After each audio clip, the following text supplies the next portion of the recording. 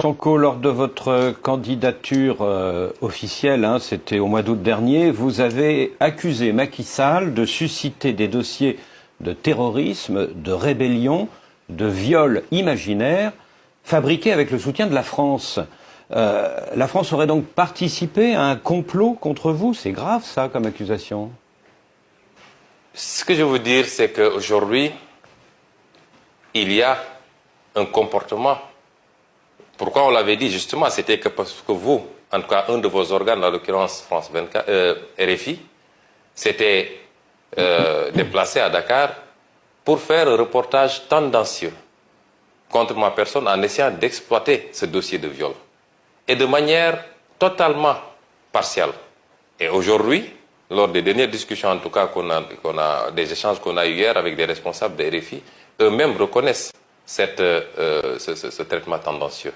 Et au-delà de RFI, qui aujourd'hui est une chaîne française, il y a un certain nombre d'actes que la France pose, qui nous fait penser, nous, opposition, de manière générale, que la France prend fait et cause pour Macky Sall, pour des raisons qui lui sont propres. Et sur ces problématiques-là, nous voulons appeler la France à revoir sa position.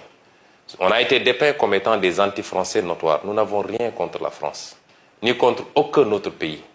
Nous avons un discours qui peut gêner parce que c'est un discours qui appelle à une rupture dans les relations. Il y a des traditions séculaires entre le Sénégal et la France.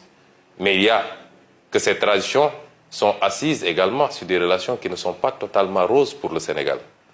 Nous sommes au XXIe siècle. Le monde est en train de changer, je l'ai dit tantôt.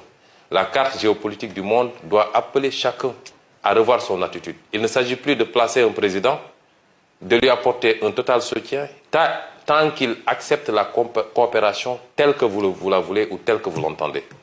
Nos pays aspirent à autre chose et nous voulons continuer des partenariats, mais dans le sens d'un partenariat gagnant-gagnant. Et ça appelle à une révision d'un certain nombre d'axes, au niveau économique surtout, mais également sur beaucoup d'autres plans. Sur le plan international, c'est qu'il y a un fait inédit. Depuis quelque temps, nous nous rendons compte que la communauté internationale établie au Sénégal semble avoir même peur d'entrer en contact avec l'opposition. Et à chaque fois que c'est programmé, que ce soit l'Union européenne ou toutes les autres instances de la communauté internationale, c'est déprogrammé à la dernière minute. Et on nous dit que ce serait un veto du président Macky Sall.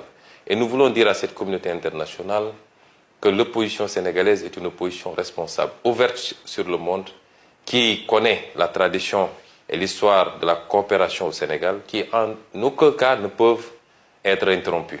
Mais que nous voulons des discussions beaucoup plus sereines, beaucoup plus ouvertes et orientées vers des partenariats constructifs et bénéfiques, c'est-à-dire des partenariats gagnant-gagnant, dans la gestion de nos ressources naturelles, dans la passation des marchés publics, dans la gestion d'un certain nombre d'éléments extrêmement sensibles que nous avons en commun et en partage, et qui, mal gérés, rejaillissent sur les phénomènes que nous connaissons, notamment cette immigration qui pose problème à l'Europe.